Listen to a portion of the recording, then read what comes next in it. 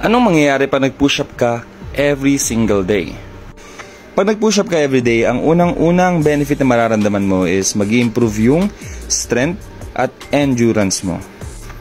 Mapapansin mo na yung 20 push-ups na ginagawa mo everyday na hirap ka dati is nagagawa mo na ng 100 push-ups daily at meron ka pang reserve energy.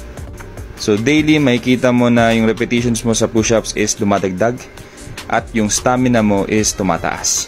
Pangalawang benefit is mapapansin mo na merong improvement sa body mo, especially yung upper body mo. So nagkakaroon ka na ng muscle tone, maganda na tignan yung shoulders mo, and especially yung chest natin. Pangatlong benefit is natutulungan tayo nito sa everyday life natin. Pag nag-walk ka papuntang work or nag-grocery ka, hindi ka na masyado hingalin dahil nga nagpo-push up ka, nasasanay ka buhatin yung sarili mo, body training, at nababawasan yung water weight sa katawan mo. So may tama rin yan sa mindset natin mga ka-limitless, dahil every morning pag nag-push up ka, nagpo-push hard ka agad para maging best version ng sarili mo.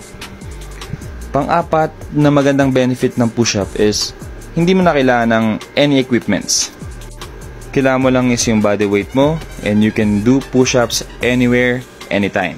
If naboboring ka na sa push-up ng walang equipment, you can try getting push-up boards or other push-up equipments tulad nitong gamit ko dito.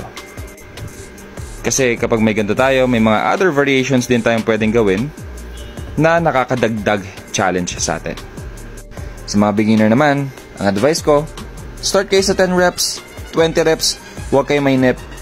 Mag-push up lang kayo everyday, kakayanin nyo din yung 50 or more push-ups. So bakit hindi mo subukan mag-push up? Libre lang yan, always be your best, be limitless.